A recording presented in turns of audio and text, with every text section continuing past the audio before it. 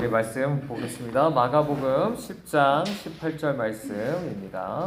네, 신약 71페이지입니다. 네, 우리 함께 읽습니다. 시작. 예수께서 이르시되 내가 어찌하여 나를 선하다 일컫느냐? 하나님 한 분 외에는 선한 이가 없느니라. 아멘. 네, 오늘은 율리야에 대해서 함께 배우려고 합니다. 율리야 우리 어려서부터 도덕 이런 거 배우긴 했는데요.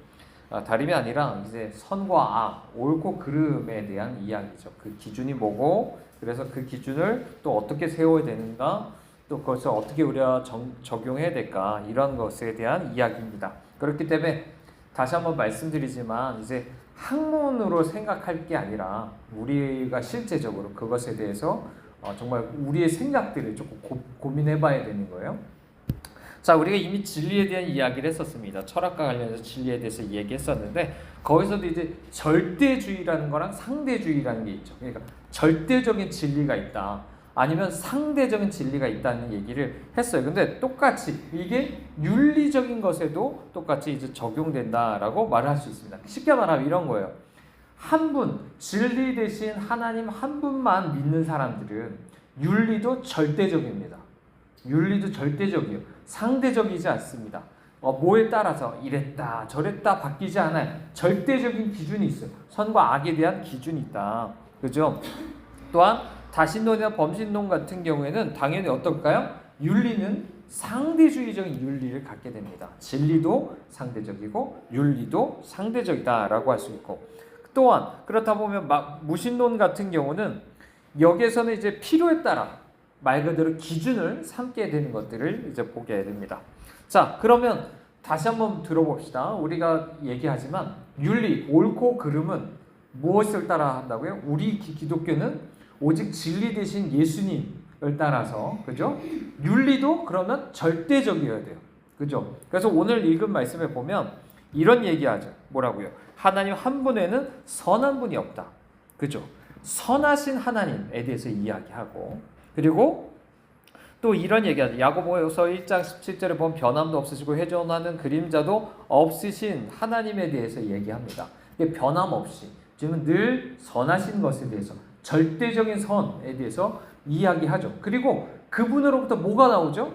그분으로부터 이 윤리와 관련된 모든 법칙이 나와요. 우리 그걸 여러 가지 율법 안에서 도덕법과 연결해서 우리가 생각을 해볼 수가 있죠. 왜냐하면 절대적인 주님의 기준, 선하신 주님으로부터 절대적인 그 선과 악에 대한 주님 기준이 주님으로부터 나온다라는 것을 우리는 생각해야 됩니다. 자, 그러면 이슬람은 어떠냐? 이슬람도 절대적인 선이라는 것들이 있어요. 알라가 선이라고 인정하는 뭔가가 있습니다. 자, 근데 문제는 뭐냐면, 자, 이제 여기에 그 무함마드라는 사람 알죠? 선지자라는 그 무함마드라는 사람, 그 동료들의 행위, 이런 것도 알라한테 인정받았기 때문에 그것도 선하다고 여겨요. 근데 그 행위가 어떠냐면, 막상 그런 것들은 우리가 일반적으로, 우리 나중에 생각하지, 우리가 일반적으로 상식적으로 생각할 때 선한 거하고 조금 거리가 먼 행위를 했는데도 그걸 가지고 선하다고 이야기가 하는 거예요. 상당히 부도덕하고 상당히 잔인하게까지 해보이는 그 행위인데도 그게 선하다고 얘기하는 거예요. 자, 게다가 코란에 있는 거랑, 자, 순나라는 것이 있습니다. 자, 순나라는 것이, 자, 무함마드의 행전이라고 말할 수 있는데, 여기서 나오는 규정하고 서로 안 맞을 때가 있어요. 서로 안 맞아요. 그러면 어떻게 돼요? 뭐가 우선이냐? 뭘 따라야 되냐? 이런 게 또 문제가 되는 것들이, 자, 그 안에 있게 됩니다. 그러다 보면 어떻게 해요? 해석하는 사람 나름대로 그 사람의 권위자에 따라서, 자, 이게 기준이야, 저게 기준이야 라고 말을 하게 되는 것들이 있게 되는 거죠. 그러니까 사실상 뭐라고요? 사실상은 해석하기 나름이니까 이것 따로 저것 따로 다르고 하기 때문에 거기서 사실은 절대적인 기준이라고 말하기에는 되게 힘들다라고 말할 수 있습니다. 게다가 아까 얘기한 것처럼 무함마드라는 사람을, 자, 기준으로 삼는 것 자체가 문제인 거죠. 그 사람 상당히 이제 궁극적인 어떤 선지자로 이야기하면서 그 사람의 해석 이런 걸 얘기하지만, 사실 그러다 보면 결국 뭐예요? 사람이 결국에 윤리에 대한, 선과 악에 대한 기준을 결정한다, 이런 식으로 가게 되는 거죠. 그러면 그것은 결국 어디로 가냐면, 가톨릭에서도 문제가 뭐죠? 항상 진리가, 윤리가 누가 결정해요? 교황이 결정하니까. 그게 문제이지 않았습니까? 똑같은 거예요. 종교적으로 항상 하나님 왕, 그분이 주신 말씀 성경 외에, 그죠? 그 외에 어떤 사람이 그것을 이제 그렇게 자기의 어떤 권위를 앞세우면서 그것을 결정한다면 그것은 결국엔 절대적인 어떤 윤리적인 기준이 될 수가 없다라는 것을 우리에게 얘기를 해주고 있습니다. 자, 그러면 오늘날 우리는 어떨까요? 우린 세상의 교육을 받으면서 이렇게 교육을 받았습니다. 세상의 시대가 변하면 윤리적인 기준도 바뀐다. 물론 어렸을 때는 뭘 많이 배웠을까요? 당연히 유교적인 윤리 개념들을 많이 배웠을 거예요. 그죠? 뭐 부모님들이 다 그렇게 좀 그런 어떤 윤리관을 많이 가지셨고 상당히 좀 우리가 흔히 얘기하면 보수적인, 그죠? 보수적이고 유교적인 윤리를 많이 배워왔을 거예요. 근데 우리가 또 요즘은 어때요? 그냥 세상이 말하는 대로 오늘날 우리의 생각은 또 바뀌었어요. 유교 많이 벗어났습니다. 요즘, 그죠? 심지어 유교적인 어떤 제사 이런 거 안 하잖아요. 사람들이. 그만큼 요즘 사람들이 바뀌었어요. 성적인 것만 봐도 그렇지 않습니까? 성적인 것도 많이 이제는 뭐 옛날에 전혀 상상도 할 수 없는 것들, 그죠? 막 뭐 이렇게 노출하는 어떤 의상이라든지 뭐 부부간의 관계에 있어서 바람 난다든지 이런 것들 전혀 생각할 수 없는 윤리인데 이런 것들이 시대에 따라서 어때요? 이제 받아들여져요. 그게 괜찮다. 개인의 취향이니까 괜찮다. 이렇게 바뀌지 않습니까? 자, 그렇기 때문에 우리는 이런 것을 따라 생각하면 안 됩니다, 여러분. 여러분 이렇게 시대에 따라서 세상이 가르치는 대로 우리의 윤리가 변하면 안 돼요. 옳고 그름이 달라지면 안 돼요. 적어도 예수 믿는다고 하는 사람은 시대가 바뀌어도 상황이 바뀌어도요. 절대적인 진리를 따라서 성경이 말하는 것을 따라 이건 옳은 거야. 그래도 이건 틀린 거야 라고 말할 수 있어요. 그게 진짜 주님께서 우리에게 말씀하시는 겁니다. 자, 하지만 반드시 우리는 생각해야 됩니다. 이 도덕과 관련된 이 기준에는 절대적인 부분이 분명히 있어요. 분명히 있습니다. 생각해 볼까요? 우리가 보통 인류 역사에 6,000년 얘기하는데 6,000년 전의 인류나 아니면 오늘날만 해도 이 한국에 있는 사람이랑 저 조금 어떻게 보면 아프리카에 살고 있다고 하는 사람들이나 아니면 저 미국에 살고 있다는 사람이나 공통되게 뭘 얘기하는 게 있냐면 살인하면 안 된다. 간음하면 안 된다. 거짓말하면 안 된다라는 것을 공통적으로 얘기합니다. 이해되시죠? 그러니까 공통적으로 이런 것들을 이야기하는 것이 있어요. 이거는 사실상 뭘 우리에게 이야기하는 거냐면 우리에게 분명히 공통적으로 인류 모두가 가지고 있는 기준이 있다는 거예요. 기준이 있다는 거예요. 시대가 바뀌어도 문화가 달라도 공통된 게 있다. 이런 것들을 분명히 우리에게 이야기해 주고 있는 겁니다. 그래서 우리에게는 이 규범에 따라서 우리가 그렇기 때문에 어때요? 우리는 그것에 대해서 그 기준을 딱 삼아서 나의 말과 행동, 심지어 생각까지도 그것에 대해서 딱 판단을 해보죠. 혹시나 이거 내가 거짓말해도 될까? 이거 거짓말인 것 같은데? 이거 내 도둑질하면 안 되는데? 어떡하지? 이런 기준이 내 안에 딱 들어옵니다. 그죠? 이런 것들이 있기에 마련이에요. 그래서 심지어 거기서 내가 어긋날 때 어떻게 돼요? 나도 모르게 그것에 대해서 찔리게 되죠. 찔리게 되고 때로 변명도 하고 합리화도 합니다. 왜 그러냐면 이미 우리 안에 하나님이 주신 법이 이 안에 새겨져 있기 때문에 그래요. 우리가 그것을 자연법 이렇게 이제 보통 얘기를 하게 됩니다. 자, 근데 만약에 절대적인 기준이 없잖아요. 이 절대적인 기준에 따라 이게 선이다, 이런 악이다라고 말하는 게 없다면 우리가 흔히 생각한 정의라는 게 없어요. 정의라는 게 존재하지 않습니다. 요즘 계속 지난번에도 말씀드린 것처럼 요즘 사람들이 많이 정의에 대한 관심이 참 많습니다. 정의에 대한 관심이 많아요. 뭔가 이렇게 가난한 사람들이 맨날 힘이 없으니까 맨날 이렇게 제대로 된 뭔가 그런 억울함 이런 것들 당하니까 그런 어떤 정의들 뭔가 실현하는 것들 이런 것들 되게 관심 많지 않습니까? 많은 경우에 영화나 이런 것들이 그런 게 많이 나오죠. 근데 그게 뭘 기준으로 할 거냐고요. 그걸 누군가가 보복해서 정의를 이룬다고 할 때 그 사람은 그러면 악을 저질러도 됩니까? 안 그래요. 절대로 그런 게 아닙니다. 그죠? 누군가가 이 사람이 잘못했다고 해서 정의를 이룬답시고 나도 잘못해서는 안 되는 거예요. 근데 요즘 사람들 그걸 통쾌하다고 하면서 악을 악으로 갚는데도 그걸 좋아합니다. 그게 정의롭다고 생각해요. 근데 그게 아니라고요. 절대적인 기준 앞에서 쟤한테만 그게 적용되는 게 아니라 나한테도 똑같이 적용된 절대적인 기준이 있고, 그렇기 때문에 그 앞에서 그게 정의라고 말하는 거예요. 법도 그렇잖아요. 법을 도덕이랑 떨어뜨려서 생각하면 안 됩니다. 왜냐하면 요즘 법은 바뀌어요. 도덕도 바뀌는 거죠. 법도 바꿔버려요. 사람들이. 정치하는 사람들이 이걸 바꿔버립니다. 절대적인 이 기준에서 벗어나면 안 되는데 법을 바꿔버려요. 그러면 점점 더 어떻게 가요? 내가 절대적인 이 기준 앞에서 도덕적이라고 생각하는 거랑 법을 어기지 않았지만 도덕적이지 않을 때가 있는 거예요. 이게 점점 더 요즘 세상에 많아지죠. 그러면 우리는 어떻게 생각해야 돼요? 난 법 안 어겼으니까 나 법법자가 아니야 라고 생각할 게 아닙니다.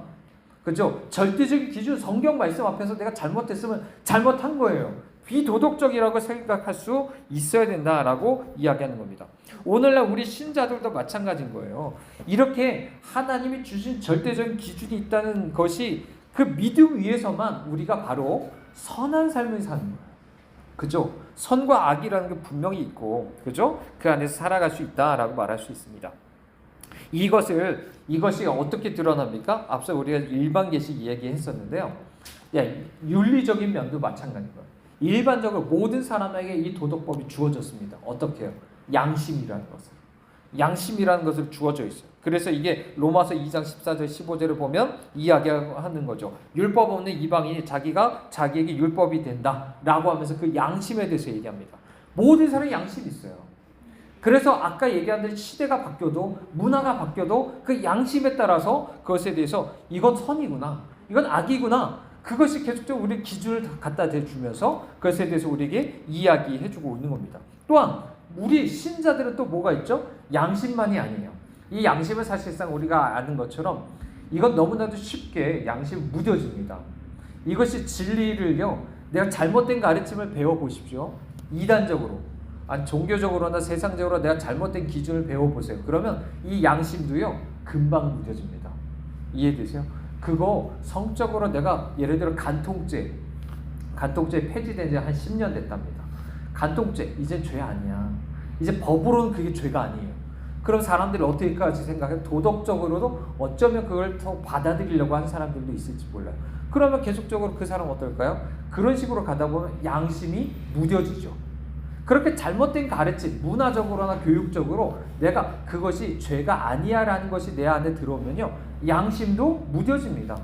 게다가 나는 또 거기에 대해서 어떻게 해요? 매번 변명하고 합리하거든요. 그러면 앞으로 양심이 더 이상 찌르질 않아요. 잘못된 기준이 들어온 데다가 그것에 대해서 나 스스로 계속 변명과 합리하거든요. 그러면 양심이 제대로 된 역할을 할 수가 없어요. 그렇기 때문에 우리에게 정말로 중요한 것 중에 하나는 뭐냐면, 특별계시 얘기한 것처럼 오직 우리 안에 어떤 거죠? 성경 말씀과, 그렇죠? 성경 말씀과 그 안에 계신 예수 그리스도를 밝히 보여주신 성령님을 통해서 우리 안에 이 선악의 기준이 절대적으로 들어와야 되는 거예요. 그렇죠? 우리가 세상이 말하는 거 아니면 교회의 어떤 이단이 말하는 그것에 대해서 휩쓸리지 않고 절대적인 기준이 딱 들어오고, 그 앞에서 내 양심이 아무리 무뎌져도 성령께서 계속적으로 찌르시는 그런 것이 우리 안에 있어야만 마땅한 주님 앞에 우리가 그렇게 설 수 있다라고 우리 얘기 드리는 겁니다. 자, 그런데 문제는 이런 거죠. 무신론적인 세계관 안에서는 이런 어떤 도덕의 근원이 없다라고 생각하기 때문에 결국 뭐가 근원이라고 생각하냐면, 이성을 가진 인간이 내가 선악을 기준이 된다라고 생각을 하는 거예요. 그래서 이 이성적이라는 것을 통해서 그것이 계속 발전을 하면 도덕적으로도 자기가 되게 뛰어날 수 있다고 생각해요, 사람이. 자, 근데 신자는 그렇게 살아가면 안 됩니다. 내가 하나님 없이 내가 이성적으로 뭔가 점점 더 이성적이 되면 더 도덕적이 될 수 있는 거죠. 옛날 유교가 그랬잖아요.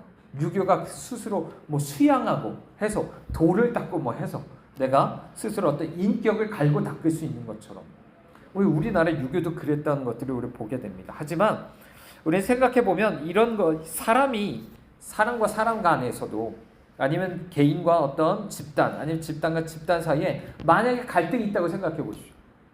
한 사람 한 사람 다 기준점이잖아요. 내가 마음대로 옳고 그른지 결정하잖아요. 그러니까 왜 싸우는지 아세요? 왜 싸웁니까? 부부 간에. 아니면 다른 사람들과 왜 싸워요? 나는 옳고 쟤는 그르다는 거잖아요. 근데 그 기준이 뭐예요? 내가 기준이잖아요. 내가 기준이 돼서 내가 볼 땐 내가 옳아. 근데 저 사람 볼 때 저 사람이 옳아요. 네가 틀렸다고 하잖아요. 근데 그게 왜 그러냐면 우리 안에 그만큼 나 자신을 기준으로 해서 나는 옳고 쟤는 그르다 라는 것만 있기 때문에 그래요. 우리 절대적인 기준 앞에 서야 됩니다. 만약에 이런 식으로 가다 보면 어때요? 누가 옳다고 얘기해야 돼요? 내가 옳다고. 누구나가 개인이든 집단이든 누구나가 다 자기가 마음대로 이성을 가지고서 이게 옳다고 주장하면 그 앞에서 뭐가 옳다고 진짜 말을 해야 됩니까? 절대적인 것이 그 안에 없게 되고 계속 싸우는 거예요. 이게 옳다 저게 옳다 맨날 싸우는 거예요. 그러다 보면 결국에 누가 이기냐? 목소리 큰 사람이 이기는 거예요. 힘센 사람이 이기는 거예요. 내가 옳아 알았어 라고 하면 그 사람 그냥 이제 딱 주저앉아서 그냥 그게 옳다고 하는 그렇게 받아들이게 될 것밖에 없는 거죠. 우리 그렇게 살면 안 되는 거야. 어떤 상황에서도 그렇죠? 내 기준이 아니라 절대적인 진리 앞에서 말씀의 계시 앞에서 이 앞에서 오직 그 앞에서만 선하고 옳은 것이 드러난다고 생각하면서 그렇게 살아가야 됩니다. 이게 그렇기 때문에 우리 세상에 살아가면서도 바르게 이런 어떤 진리를 바르게 윤리를 적용하셔야 돼요. 교회에서만이 아니라 바깥에서도 우리의 이런 어떤 선과 악에 대한 생각들이 정말 내가 바뀌었다면 어떻게 해야 됩니까? 밖에 나가서도 우리의 바뀐 것대로 그렇게 다른 삶을 살아가는 것들이 필요한 것입니다. 자, 우리는 다른 사람들이 아마도 이렇게 살지 않는 사람들이 많을 거예요. 그죠? 세상 사람들이나 심지어 교회 다니는 사람들도 절대적인 윤리, 이것만 오라. 이 성경이 말하는 것이 절대적인 기준이라고 말하는 사람이 많이 없을 거예요. 그리고 우리를 이상하게 볼 겁니다. 왜 저렇게 사나? 하지만 그 사람들이 뭐라고 하든지 우리는 주님 말씀 따라 살아가는 게 진짜 이것이 신자의 모습이다라고 할 수가 있습니다.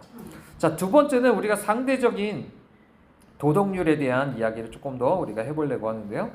자, 그러면 유신론은요, 신이 이 도덕률을 만든다고 합니다. 이 기준을 세우는 거예요. 그죠? 근데 자, 반대로 무신론 누가 만든다고요? 인간이 세우는 거예요. 인간. 내 스스로가 세우는 겁니다. 그러니까 예를 들어 동성애도 마찬가지잖아요. 동성애 누가 정해요? 그게 옳고 그른 거. 하나님이 정하셨잖아요.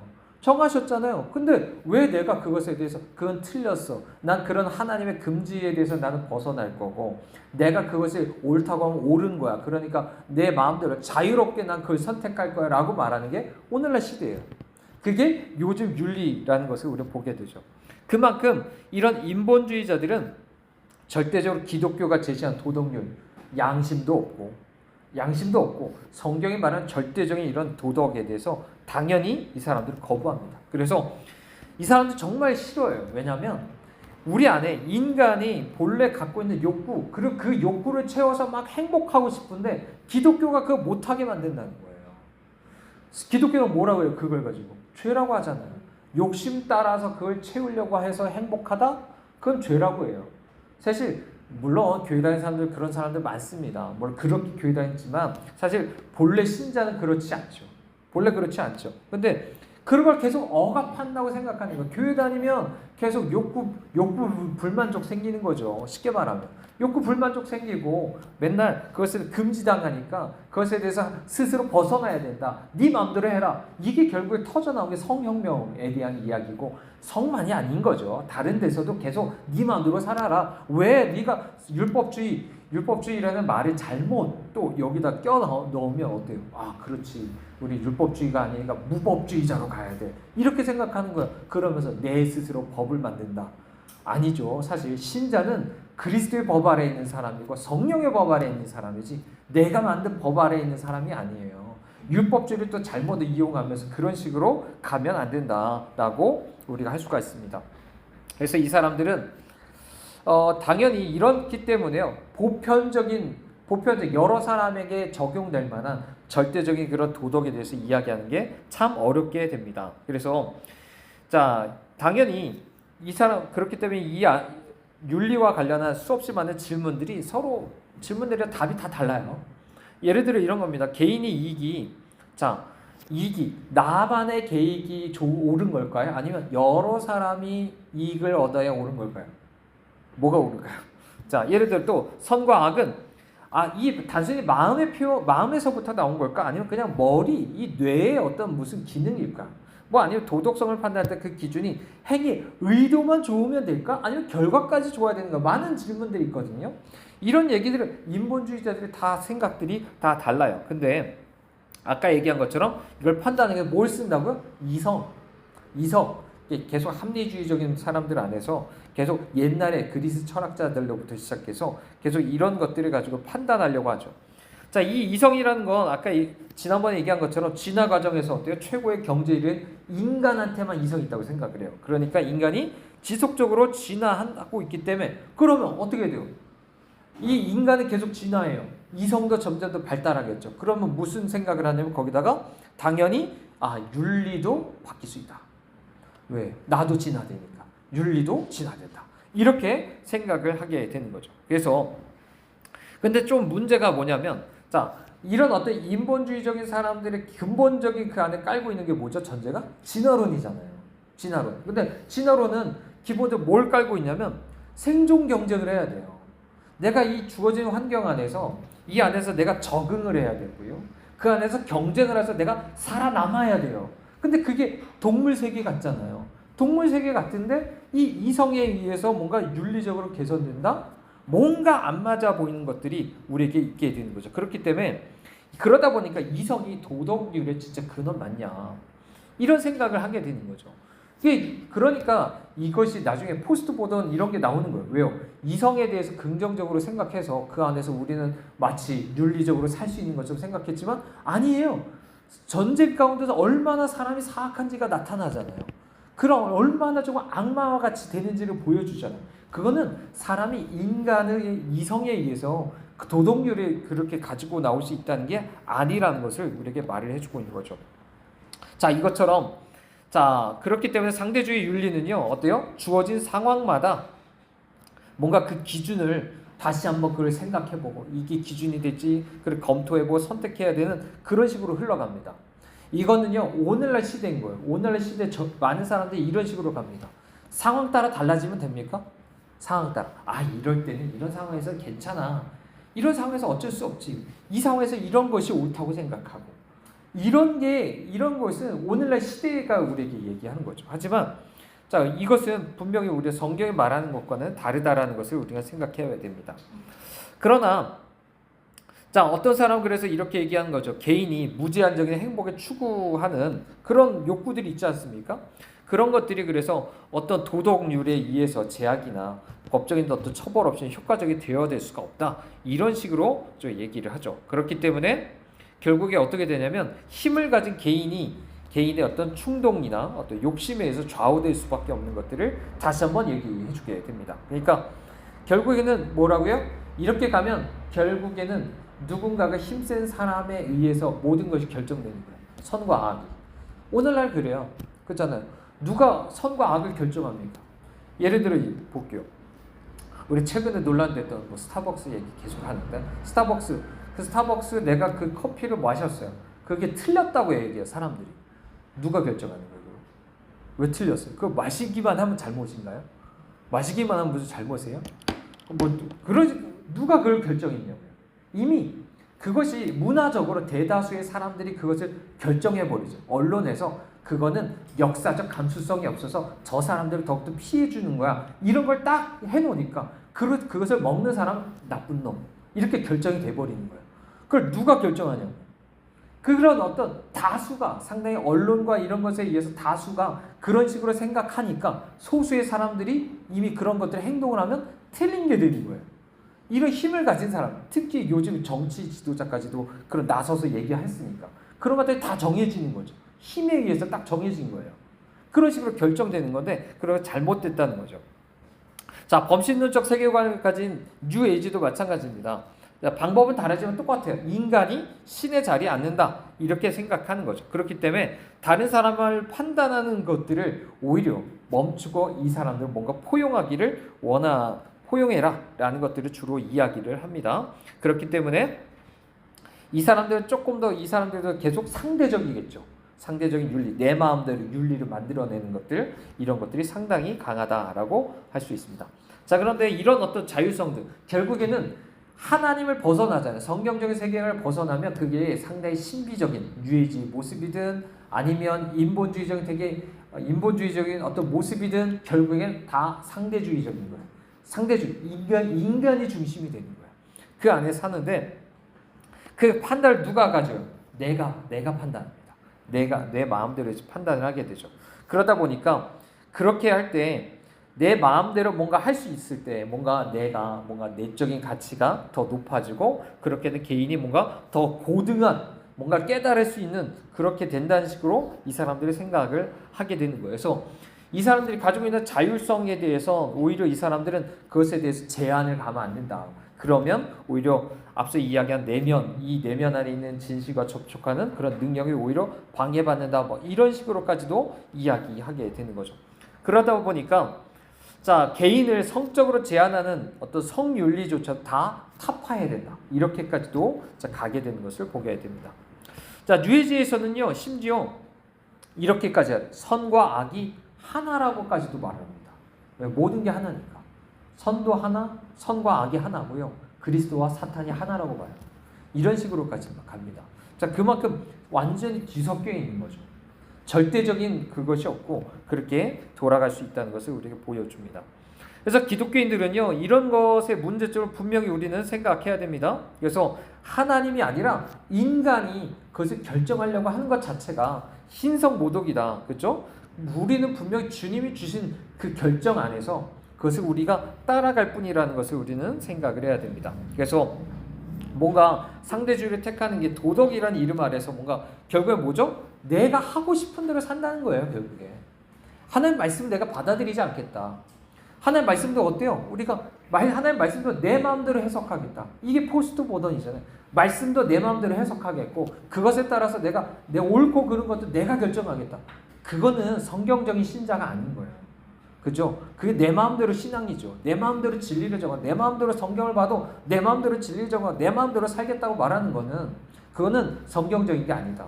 라는 것을 다시 한번 생각하시고 오로지 그렇기 때문에 우리는 조금 불편할 수 있어요. 상당히 위로부터 딱 내려오는 거잖아요. 하나님 딱 정해주시는 거잖아요. 이게 진리야?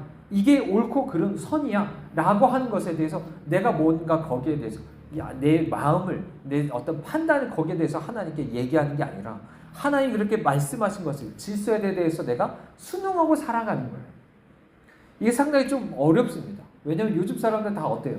아래서부터 뭔가 올라가는 걸 좋아하잖아요. 민주적으로 뭔가 내가 원하는 거 위에서 뭐 권위자가 딱 정해줘서 이거 옳은 거야. 또 그 벗어난 거야. 그러지 마. 라고 하는 거 되게 원치 않아요. 그죠? 근데 사람들은 어떻게 해요? 그냥 내가 원하는 거 하고 싶어요. 그렇게 살아요. 어려서부터. 그렇게 삽니다. 그러니까 성경적인 신앙을 사실상 살기가 너무 어려운 거예요. 여러분들은 어떠세요? 여러분들은 어땠어요? 만약에 예를 들어 이런 것들 결국 질서를 따라오잖아요. 하나님이 계시고 그분의 법이 있어요. 그렇죠?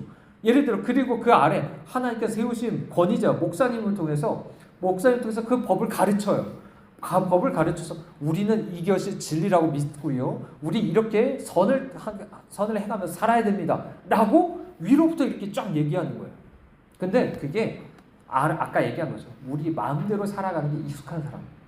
이런 사람들 어려서부터 이거는 나이와 상관없는 것 같아요. 요즘 문화 자체가 그러니까 그렇게 살다 보면은 어떻게 되죠? 그냥 죄인으로 살아가는 거예요. 교회 다니지만 사실 그렇지 않다는 것도 우리 생각해봐야 됩니다. 자, 마지막으로 우리가 마르크스와 포스트 모던 관련해서도 조금 더 생각을 해보려고 하는데요. 자, 이 사람들도 마찬가지라는 것을 우리는 생각을 해보게 되는데, 자, 계속 이 사람들도 도덕적 기준도 마찬가지입니다. 이 사람들도 변증법 얘기했었죠. 정이 있고 반이 있고 그에 따라서 또 합을 이루면서 계속 이것이 또 정의되고 또 반이 됐다가 합이 됐다가 이런 것들이 보여줘요. 이 자체가 뭘 의미하냐면 이 사고방식이라는 것 자체가 쉽게 말하면 이런 거예요. 아까 상대주의적인 사고방식을 낳을 수밖에 없는 구조예요. 옛날엔 어때요? 정반 합이 있는 게 아니라 이게 진리면 저게 거짓이에요.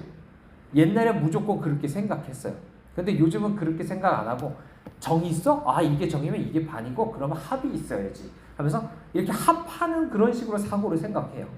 그러다 보니까 이게 옳아도 이게 옳고 저것도 옳을 수 있어요. 이런 식으로 갈 수 있는 거죠. 우리 생각이 그렇게 변할 수 있다는 거죠. 그런 식으로 지금 진화해 간다라고 이 사람들은 생각합니다. 자, 레닌이라는 사람이 이렇게 얘기했답니다. 우리는 자, 하나님의 계명, 뭐 주로 거기는 도덕적인 계명, 우리가 잘 아는 십계명 이런 것들이죠. 거기에 근거한 기독교 윤리를 거부한다고 말합니다. 자본가들, 뭐 부르주아죠. 그 사람들이 노동자를 착취해서 자기 이익을 극대화하기 위해서 하나님의 일을 사용한 것이 명백하다라고 이야기를 하면서, 그렇기 때문에 이 투쟁을 통해서 이 계급이 무너지면, 그러니까 부르주아가 무너지면, 자본주의가 무너지면 이런 거죠. 그러면 기독교 설화를 근거로 한 이 도덕률도 바뀔 거다. 그러니까 이 자본주의가 결국에 무너지면 기독교의 진리도 무너질 거고 윤리도 무너질 거고 선과 악에 대한 모든 기준이 무너질 거라고 이 사람들은 생각하고 있는 거죠. 그렇기 때문에 도덕률의 기준은 역사의 맥락 가운데 설정되고 진화할 거다. 어때요? 지금 이 사람들이 계속 꿈꾸고 있는 게 뭐예요? 기동전이 안 되니까 진지전을 하고, 이제 어떻게 보면 우리나라도 이제 기동전을 할 수 있을 법한 바로 그 앞에 코앞까지 가 있는 상황 같아요. 근데 그렇게 돼서 정말 이 사람들 공산주의 혁명을 일으켰어요. 그럼 뭐래요? 이제 자본주의나 이런 사람들 싹 쓸어버리고 하면 결국 뭐가 일어날까요? 그 안에 도덕적인 모든 것들이 다 무너지게 돼 있습니다. 결국 보세요. 지금 포스트 모던 사회 안에서 성에 대한 기준이 다 없어졌잖아요. 어제 혹시 오늘 보셨나요? 수원에서 마약을 하고서 좀비처럼 여기 서 있는 사람이 발견됐죠. 뭐 이런 것들이 옛날에 우리나라가 아니에요. 마약 너무나도 흔하고 동성애 이런 너무나 너무나 이런 것들이 너무나 흔한 나라가 됐어요. 왜요? 지금 이미 공산주의와 네오막시즘 안에서 많은 이 도덕적인 기준들이 다 무너졌기 때문에 우리가 이미 이런 사회를 살고 있다는 것을 생각해야 됩니다. 자, 또 후르츠프라는 사람도 있습니다. 이 사람은 또 이런 얘기했어요. 사회가 지구상에 존재하는 한 삶 속에 절대적인 선과 악은 존재하지 않을 거다라고 얘기합니다. 맞나요? 절대적인 선과 악이 없대요. 상대적이라는 거죠. 그리고 부르주아나 제국주의자에게 선한 것은 노동자에게 식민지에게 사람한테는 재난이고, 반면에 노동자에게 선한 건 부르주아에게나 제국주의자에게 악할 수밖에 없다라고 얘기를 합니다. 뭔 얘기인지 아시겠어요? 그러니까 항상 딱 갈라놓습니다. 부르주아, 프롤레타리아. 포스트 모던에서 항상 어떻게 다요? 남자, 여자, 백인과 흑인, 이슬람, 기독교 딱 갈라놓고서 어떻게 해요? 기독교인들이 아니면 남자가 아니면 이성애자가 이런 사람들이 좋은 것은 너네가 악이야. 너네한테 악한 건 쟤네한테 선이야. 뭐 이런 식으로 딱 갈라놓는 거죠. 그렇게 하면 자, 그러면 옳고 그름에 뭐가 달라진다는 거. 옳고 그름의 기준이 이 부르주아랑 프롤레타리아랑 기준이 다르다는 거예요. 그게 맞나요? 아니라는 거죠. 성경은 그런 거 없습니다. 가난해도 공평하게 심판하라고 지금 말씀하세요. 가난해도 똑같아요. 가난하다고 무조건 옳습니까? 가난하다고 이 사람들 피 입었다고 해서 그럼 그 사람 책임이 아무것도 없어요? 잘못이 없나요? 물론 부자도 잘못한 거 있어요. 그렇다고 그 사람 잘한 게 없나요? 무조건 이게 요즘 시대는 그렇게 바라보는 거예요. 부자는 무조건 악, 가난한 사람은 무조건 선. 여기에 여러 가지 아까 얘기한 여자, 남자, 뭐 흑인과 백인 이런 걸 똑같이 그대로 집어넣는 거예요. 근데 이것 자체 우리 생각이 잘못된 거라고요. 모든 사람은 죄인이라고 이렇게 봐야지. 모든 사람이 주님 앞에 악하다 이렇게 봐야지. 나는 악이고 쟤는 선이고. 이런 식으로 지금 모든 사회 사람들이 그렇게 돌아가고 있다는 것을 우리는 정말 염려할 수 있어야 됩니다. 그래서 이런 것들을 우리가 지지하는 것이 프롤레타리아와 공산주의를 지지하는 것 자체가 이 사람들이 그게 모든 게 선하다라고 얘기하고, 그렇기 때문에 그것을 방해하는 것은 어떤 것도 선할 수 없다라고 하는 거예요. 계속 그런 식으로 가게 됩니다. 그래서 이 안에 또 주의해야 될 것 중에 하나가 이런 겁니다. 그렇다면 많은 사람들한테 유익을 주면 그건 선일까요? 다수를 행복하게 하고 유익을 주면 그건 선일까요? 이것도 조심해야 돼요. 이게 사회에서 그렇게 많이 얘기합니다. 공리주의라고 이제 보통 얘기를 하죠. 그러면 다수의 행복 뭐 이런 얘기 많이 하잖아요. 그러면 그런 식으로 가면은 결국 그게 어떤 게 될까요? 말 그대로 민주주의라고 해서 쉽게 말하면 여러 사람이 다수결로 이게 진리라고 합시다. 이게 선이라고 합시다. 그게 맞나요? 교회는 절대로 그런 곳이 돼서는 안 돼요. 의견이 그건 바벨론이에요. 그렇잖아요. 바벨론이 함께 여러 사람들의 의견을 모아가지고 이게 옳습니다. 이게 진리입니다. 라고 말하면 그게 된다고 말하는 건 바벨론이죠. 그죠? 우리는 그렇게 가면 안 되는 거예요. 모든 사람이 또 유익하다고 해서 그게 되는 게 아닙니다. 우리는 신앙생활 하면서 겪잖아요. 우리가 생각할 때, 우리가 볼 때 이게 이익이 아니라고 생각이 돼요.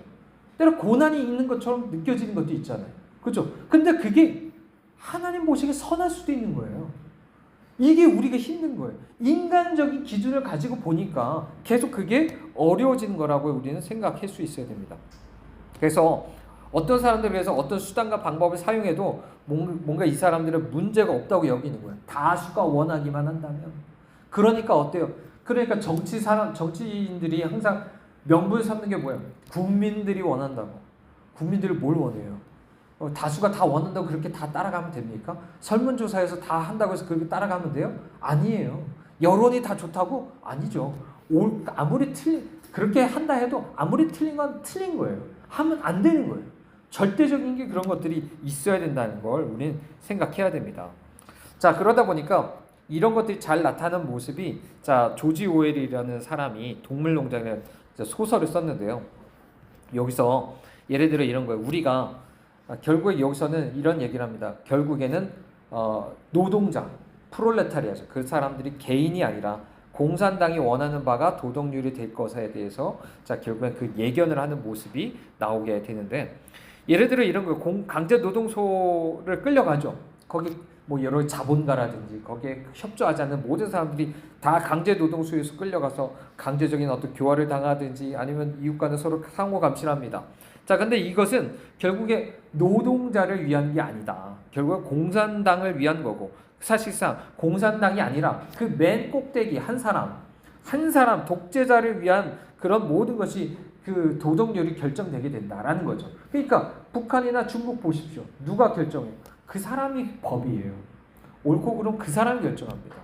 그렇죠? 그러니까 처음에 명분은 좋아요. 명분은 우리 저 가난한 사람들을 위해서, 저 억압받는 저 사람들을 위해서 이렇게 합시다라고 하지만 결국에는 그 권력 맨 꼭대기에는 누군가를 위해서 하는 일이고, 그것을 위해서 법이 바뀌고 도덕이 바뀌고 그렇게 하고 있다는 것을 우리 보게 되는 거죠.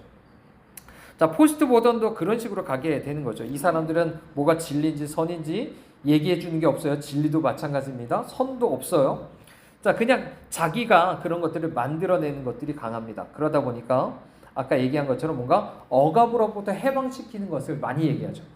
마르크스는 경제적인 거였다면 경제적인 거 말고도 성적인 거, 아니면 종교적인 거, 인종적인 거, 수없이 많은 억압 관련해서 다 이걸 그대로 다 대입해서 그렇게 얘기합니다. 그러다 보니까 수단과 방법을 가리지 않고 뭔가 억압하는 것에 대해서 파괴하자라는 것을 이야기하고, 그러다 보니까 그런 모든 것은 다 정치적으로 옳다라고 이야기합니다.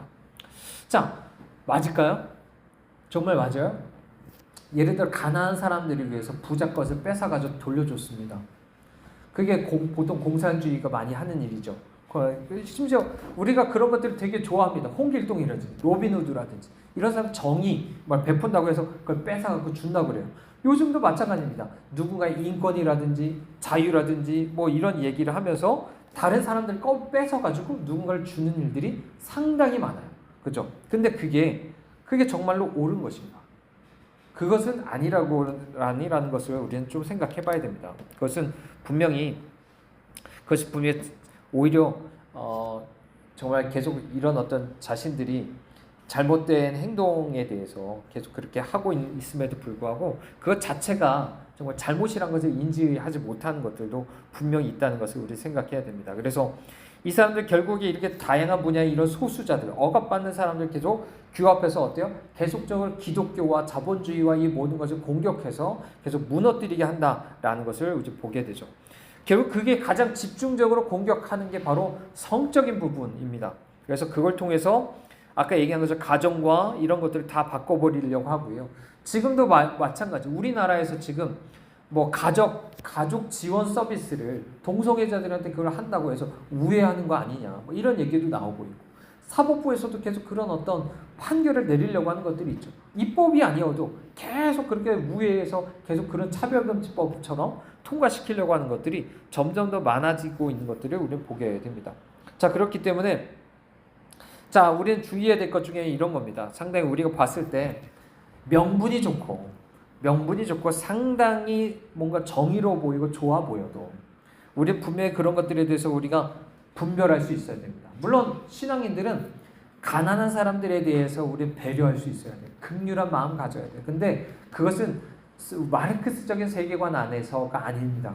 성경적인 세계관 안에서 그 사람들 긍휼히 여기고 실제 주님이 주신 것을 내가 순종함으로 나누는 것이지 누군가가 그걸 정의를 베푼다고 그렇게 하는 것을 우리가 따라가는 것이 아니라는 것을 우리는 생각을 해야 되고요. 그렇기 때문에 바로 하나님의 그 절대적인 선과 악에 대한 그 기준을 우리가 반드시 우리가 우리에게 가지고 와야 됩니다. 우리에게 가지고 와서 이것은 옳고 저것은 그르다라는 것에 대해서 명확하게 우리가 이렇게 판단할 수 있기를 바랍니다. 자, 정리하겠습니다. 오늘 윤리에 대한 이야기를 많이 했는데요. 우리가 하나님의 절대적인 진리들 또 윤리들이 우리 안에 조금 더 분명히 이게 그 기준이 새겨질 수 있기를 원합니다. 우리 조금 이게 우리 핑계 대면 안 돼요. 상황에 따라서 이래서 저러니까 괜찮아 이런 것보다 좀 절대적인 하나님의 말씀 앞에 좀 서서 오히려 어떻게 해야 돼요? 내가 실패했으면 실패했다고 하나님 앞에 고백하는 게 회개예요. 그렇잖아요. 그렇게 회개하고 그러고 나서 주님 앞에서 주님이 내 안에서 생명으로 은혜로서 내 안에 그렇게 선을 행하게 하시도록 다시 주님께 내가 자신을 맡기고 믿고 하는 게 신앙이지. 어떻게든 내가 그걸 내가 피해가려고 절대적인 기준 앞에 내가 안 서려고 하는 게 신앙이 아닙니다. 핑계대고 막 피해가면 안 돼요. 그 앞에서 이게 말씀이고 이게 틀렸다고 하면 맞습니다. 나 이거 맞아요. 틀렸어요. 이렇게 나가야 돼요. 왜냐하면 이게 우리 신앙에 있어서 정말 조심해야 되는 게 뭐죠? 결국에는 완악한 거잖아요. 완악한 거여서 하나님의 말씀이 계속 들어와가지고 이게 절대적인 기준이어서 넌 그게 죄야 라고 명확하게 좀 말씀하는데도 계속 우리가 완악해서 그 말 들지도 않고 계속 오히려 화내고 오히려 그것에 대해 피해가려고 하면 그 사람 뭐죠? 말 그대로 우리 그 사람 멸망당하는 거죠. 물론 바리새인처럼 돼서도 안 돼요. 선과 악에 대한 기준만 이 머리에만 있는 거죠. 머리에만 있어가지고 다른 사람한테 계속 그걸 정죄하고 넌 그게 악이야. 자기는 자기 자신에 대해서 그걸 하나님께서 내게 그것을 적용하실 때는 피해 다니면서 남한테만 그걸 적용하는 거죠. 맨날 그게 악이다, 죄다 라고 얘기하면서 자기 정작 그게 눈이 오히려 더 가려져서 위선적으로 살아가는 사람들. 이런 사람들이 되지 않고 명확하게 하나님의 말씀을 우리가 받아들일 수 있는 우리가 되실 수 있기를 바랍니다. 네, 우리 함께 같이 기도하겠습니다.